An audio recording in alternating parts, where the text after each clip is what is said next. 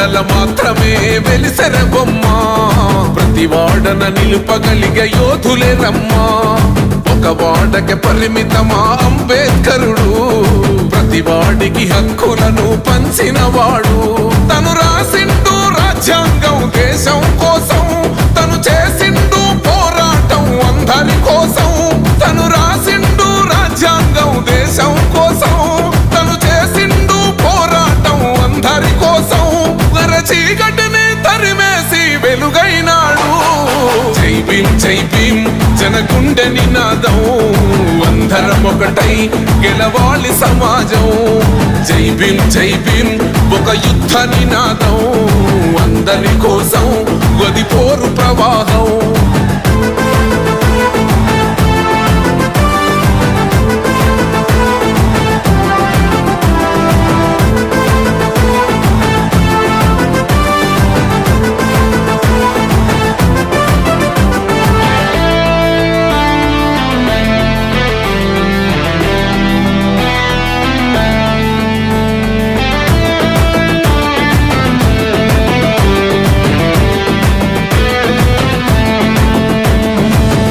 ఎందుకు మాది కాదు ఆ నినాదం గని అవగాహన లేకున్నది కొంత సమాజం రాజ్యాంగం ప్రతిఫలాలు పొందుతూ జనం అది అంటేందని అడిగే అవివేకుల దేశం జీవితాన్ని ధారపోసినాడు రమణకై అవమానాలను భవించి నిలిచెర బలమై భావితరాల బతుకులు మార్చుట కొరకై అణచబడిన వాళ్ళ కొరకు పుట్టెర వెలుగై నువ్వు చదువుతున్న ఈ చదువు ఆయన రాత నువ్వు చేసుకునే ఈ నౌకరి ఆయన రాతే నువ్వు పొందే ఏ పదవైనా ఆయన భిక్షే జై భీమ్ జనగుండె నినాదం అందరం ఒకటై గెలవాలి సమాజం జై భీమ్ ఒక యుద్ధ నినాదం అందరి కోసం గది పోరు ప్రవాహం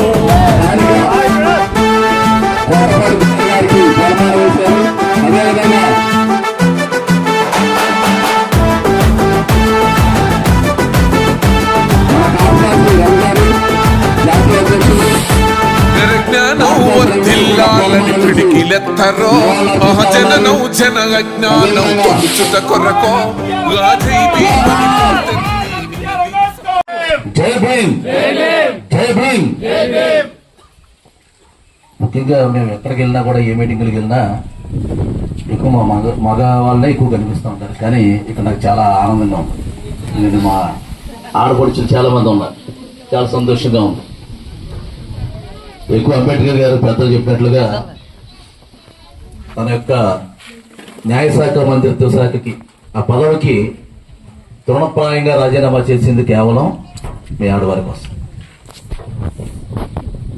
ఈరోజు మరి ఇంతటి మహోన్నతమైన కార్యక్రమానికి ప్రథమంగా శ్రీకారం చుట్టినటువంటి మా సోదరులు మా ఆప్తులు మన మారుమూడి థామస్ గారు మరి ఇక్కడ విగ్రహదాతగా మరి ఈ కార్యక్రమాన్ని చేయడానికి మూలస్తూపంగా నిలబడ్డారు. ఆయనకి నా యొక్క ప్రత్యేకమైన జయభీములు. అట్లాగే ఇక వేదికను అలంకరించినటువంటి పెద్దలు జయరాజు గారికి ఇంకా మిగతా నా యొక్క సోదరులందరికీ కూడా నా యొక్క ప్రత్యేకమైన జయభీములు తెలియజేస్తా ఉన్నా. మేము రాష్ట్రంలో నలుమూలలా ఉన్నటువంటి ప్రాంతాల్లో ప్రతి రాష్ట్రంలో తెలంగాణలో కానీ ఈ మధ్య కాలంలోనే మరి కర్ణాటక నుంచి కూడా మాకు ఆహ్వానం రావడం జరిగింది. మరి కొన్ని రోజుల్లో కర్ణాటక రాష్ట్రానికి కూడా వెళ్తున్నాం. అట్లాగే కేరళ నుంచి కూడా ఆహ్వానం ఉంది. మరి ఈ యొక్క రాష్ట్రాల్లో మేము తిరుగుతున్నటువంటి ప్రాంతాల్లో ఎక్కడ చూసినా అంబేద్కర్ గారి బొమ్మలు మన యొక్క దళిత వాడల్లో చాలా చక్కని రూపాలు కలిగినటువంటి విగ్రహాలను ప్రతిష్ఠిస్తూ ఉన్నారు. కానీ ఈ యొక్క అంబేద్కర్ యొక్క విగ్రహాలను మన దళిత వాడల్లో నిర్మించుకోవడం వల్ల స్థాపించుకోవడం వల్ల ఆయనకు నివాళులు అర్పించినట్లు అవుతుందా? మొన్న ఏప్రిల్ 14వ తేదీన ఉదయకాల సమయం నుంచి రాత్రికాల సమయం వరకు కూడా అనేకమైన కార్యక్రమాల్లో మేము పాల్గొన్నాం. మా యొక్క కార్యక్రమాలకు వెళ్ళడానికి కొన్ని కోట్ల కొన్ని అవాంతరాలు ఏర్పడినాయి. ఏంటంటే ఆ యొక్క అవాంతరాలు అంటే మన అంబేద్కర్ జయంతి ర్యాలీలు. ఎందుకంటే అంబేద్కర్ జయంతి కార్యక్రమానికి వెళ్తూ అంబేద్కర్ జయంతి కార్యక్రమాలు ఆటంకం ఏంటి అని అడగొచ్చు. ఎందుకు ఈ మాట అన్నానంటే ఆ యొక్క అంబేద్కర్ గారి యొక్క కార్యక్రమాన్ని పురస్కరించుకుని నిర్వహిస్తున్నటువంటి ఆ యొక్క ర్యాలీ కార్యక్రమాలు ఏదైతే పెద్దలు చెప్పారో, ఏదైతే వక్తలు మాట్లాడారో, ఆ యొక్క కార్యక్రమంలో మందు తాగి విచ్చలవిడిగా చొక్కాలు తీసేసి రోడ్ల మీద డీజే సిస్టములు పెట్టి గందరగోళాన్ని సృష్టించేటటువంటి కార్యక్రమాలు చేశారు. ఈ కార్యక్రమాలు చేయడం వల్ల ఆ రోడ్డు మీద వెళ్తున్నటువంటి నాలాంటి అంబేద్కర్ వాదులకే చిరాకు వచ్చింది. అంటే మరి వేరొక కులానికి చెందిన వాళ్ళు కానీ వేరొక వాదులు కానీ వారికి ఎంత చిరాకు వస్తుంది. కాబట్టి మనం ఇటువంటి కార్యక్రమాలకి దూరంగా ఉండాలి. చాలా బాగా జరిగింది ఈరోజు. నేను అక్కడి నుంచి మరి థామస్ గారిని మమ్మల్ని అందరిని నడిపించుకొని వస్తే చాలా కన్నుల పండుగ ఉంది. సోదరిమణుడు చక్కగా పోలీసులతో మా మీద ముందు మేళతాళాలు పెట్టి తీసుకొచ్చారు. నిజమే చాలా సంతోషం అనిపించింది. ఆ కార్యక్రమాలు చూస్తే ఈ కార్యక్రమం చాలా భిన్నంగా ఉంది, చాలా బాగుంది. అట్లాగే మరి ఇప్పుడున్నటువంటి పరిస్థితుల్లో, ఇప్పుడున్నటువంటి రోజుల్లో మన యొక్క దళితుల యొక్క పరిస్థితులు ఎలా ఉన్నాయి, మనం వాటి కొరకు అంబేద్కర్ గారు ఇచ్చినటువంటి రాజ్యాంగాన్ని పట్టుకొని మనం ఏ విధంగా పోరాటం చేయాలనేది మనం ఈరోజు తెలుసుకోవాల్సినటువంటి ప్రాముఖ్యమైనటువంటి పాత్ర. ఎందుకనంటే ఇప్పటివరకు ఆయన జీవన విధానం, ఆయన ఇచ్చినటువంటి రిజర్వేషన్ల ప్రకారంగా ఏ రకంగా ఉద్యోగాలు సంపాదించుకున్నాం, ఇవన్నీ కూడా పెద్దలందరూ కూడా చెప్పారు. మరి వారు చెప్పింది నేను చెప్పడం వల్ల ఉపయోగం లేదు. కాబట్టి నాకు ఇక్కడికి వచ్చిన తర్వాత నాకు ఇక్కడ ఫ్లెక్స్ కనిపించిందండి. దాని మీద ఉంది ఒక కొటేషన్ రాశారు. మరి ఎవరు రాశారో ఎందుకు రాశారో తెలియదు, కానీ రాజ్యాంగం వచ్చిన తర్వాతే రాజకీయాలు, కానీ ఈరోజు రాజకీయ నాయకుల తర్వాతే రాజ్యాంగం ఉన్న పరిస్థితి వచ్చింది. ఇందాక చెప్పారు ప్రధానమంత్రి, నేను అంబేద్కర్ రాసిన రాజ్యాంగం ద్వారా ప్రధానమంత్రిని అయ్యాను, టీ అమ్ముకునే ఉండని చెప్పారు. కానీ అదే ప్రధానమంత్రి రాజ్యాంగాన్ని మారుస్తానని శపథం చేశాడు. కానీ గట్టి గుణపాఠం చెప్పబట్టి ఆయన మరల ప్రధానమంత్రిగా ప్రమాణ స్వీకారం చేసే రోజు రాజ్యాంగాన్ని కళ్ళ కట్టుకొని అప్పుడు చెప్పాడు ఆ మాట. అంతకుముందు రాజ్యాంగం మార్చేయడానికి సిద్ధపడిపోయాడు. అంటే అంబేద్కర్ యొక్క పేరుని, అంబేద్కర్ గారు రాసినటువంటి రాజ్యాంగాన్ని ముట్టుకుంటానంటేనే నీకు సీటు తగ్గినాయి. ఇక అంబేద్కర్ గారిని మారుస్తానంటే నీ పరిస్థితి ఏంటి? ఒక పంది లాంటి హమారా ప్రసాద్ అనే ఒక వ్యక్తి అంటున్నాడు, గాడ్సే గాంధీని కాల్చినట్లుగా నేను గనక అంబేద్కర్ పట్టుకుంటే కాల్చేవాడిని అన్నాడు. కాలుస్తాను అన్నందుకు తీసుకెళ్లి లోపలేసారండి. ఇక ఆయన టచ్ చేసేటటువంటి ప్రభావం ఎవరికైనా ఉందండి ఈ రోజున? లేదు. అంబేద్కర్ పేరు ఒక నినాదం. ఆ యొక్క పేరు నిమ్న జాతుల్లో ఉన్నటువంటి వారికి ఊపిరి, ఆక్సిజన్ లాంటిది. అంటే మనందరికీ కూడా ఆక్సిజన్ లాంటిది. ఆక్సిజన్ పీల్చుకుంటే ఎవరైనా చచ్చిపోతారా? ఏమ్మా, ఆక్సిజన్ పీల్చేది మనం పీల్చి వదిలేది కార్బన్ డైఆక్సైడ్. మరి కార్బన్ డైఆక్సైడ్ పీల్చుకుంటేనే మనం చనిపోతాం. కానీ అంబేద్కర్ అనే పేరు మన దళిత జాతులలో ఉన్నటువంటి ప్రతి ఒక్క ప్రజలకి కూడా ఆక్సిజన్ లాంటిది. మరి ఆక్సిజన్ మనం పీల్చుకొని జీవిస్తున్నంత కాలం మనం కూడా 10 మందికి ఉపయోగపడాలి. నేను 2018లో డిసెంబర్ 6వ తారీఖున అంబేద్కర్ గారి వర్ధంతి కార్యక్రమం సమయంలో నేను బాంబేలో ఉన్నటువంటి దాదర్లో అంబేద్కర్ గారి సమాధి దగ్గరికి వెళ్ళా. ఆ వెళ్ళినప్పుడు ఇంచుమించుగా ఒక 5 కిలోమీటర్ల లైన్ ఉంది. అక్కడికి ఒక IRS ఆఫీసర్ గారు మమ్మల్ని తీసుకువెళ్లారు, మా సోదరులు.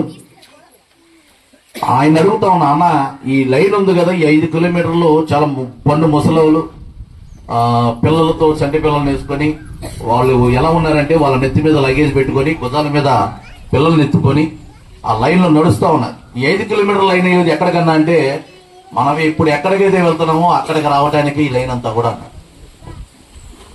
కేవలం ఆ యొక్క స్తూపం మీద ఇలా చెయ్యి వేసి పక్కకి వెళ్ళిపోవటానికి 5 కిలోమీటర్ల లైన్ ఉంది. అప్పుడు నేను అనుకున్నా, అప్పటి వరకు కూడా నేను అంబేద్కర్ విజన్లో పూర్తిగా రాలేదు.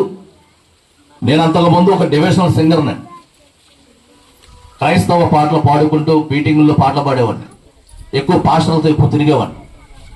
నేను ఆ రోజు అనుకున్నా, అంబేద్కరిజం అంటే నేను చూసింది కాదు, ఎక్కడ కనిపించేదేరా బాబు అంబేద్కర్ అంటే అని నాకు అప్పుడు అనిపించింది.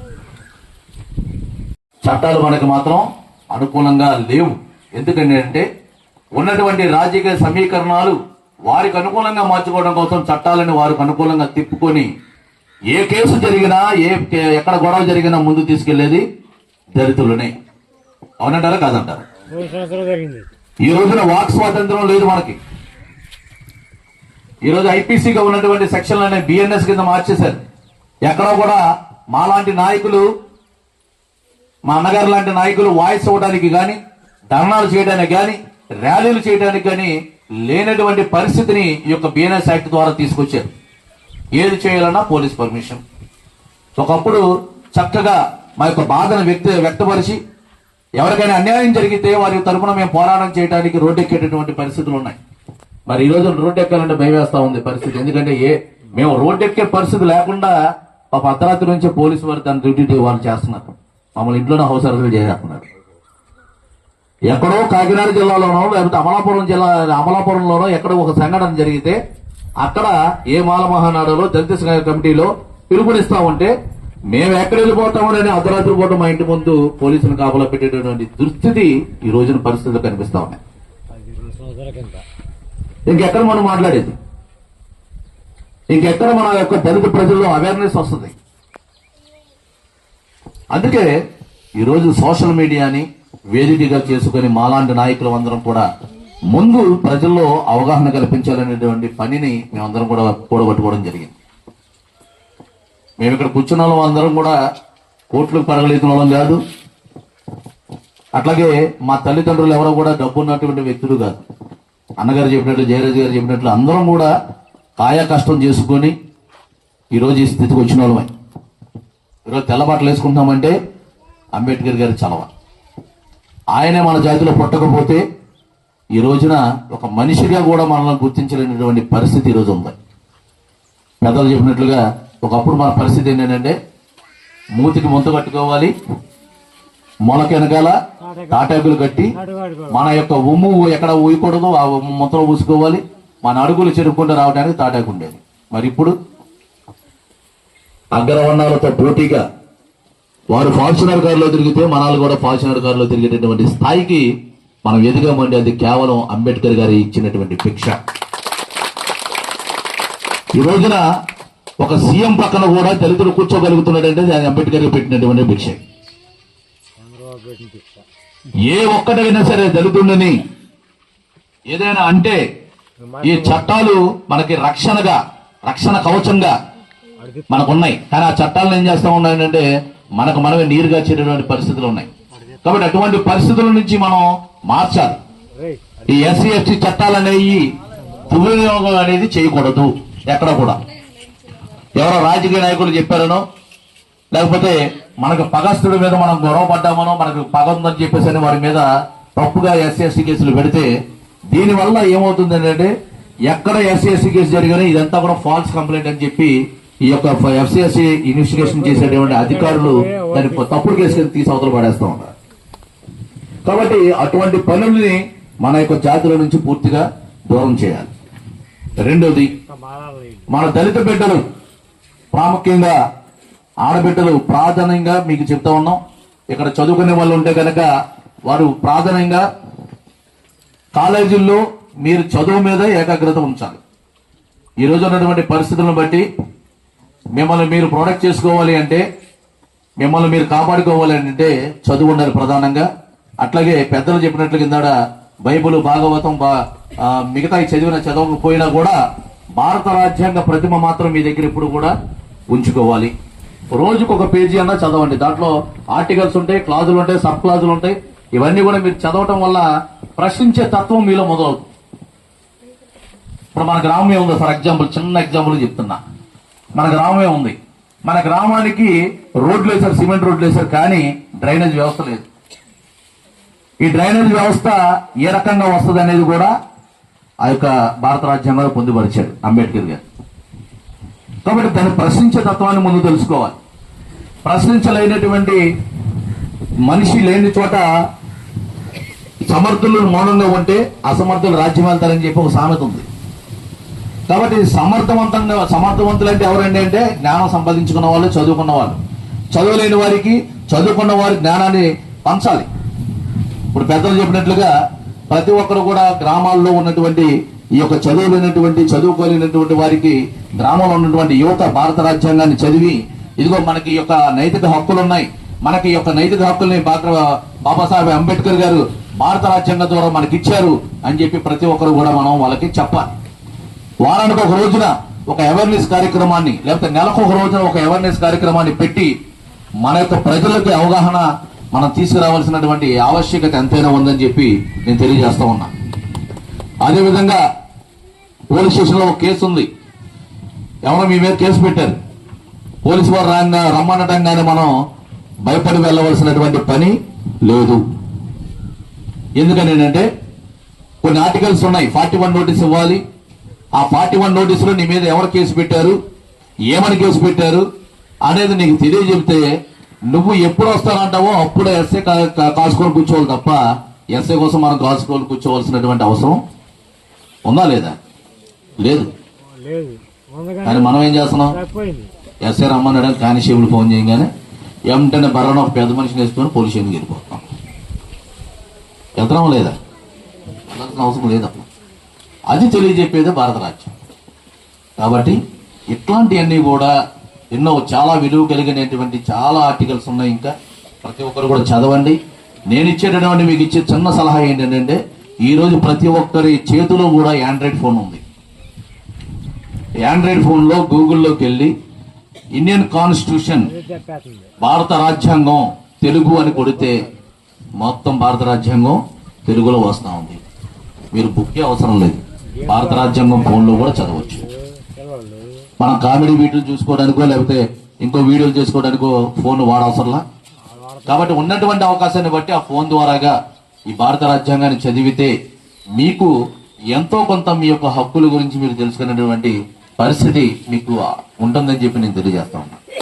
అదేవిధంగా మరి ఇక్కడ పెట్టినటువంటి యొక్క ప్రతిమ ప్రాముఖ్యంగా నేను చెప్తా ఉన్నా, 2 మాటలు చెప్తూ ముగిస్తాను.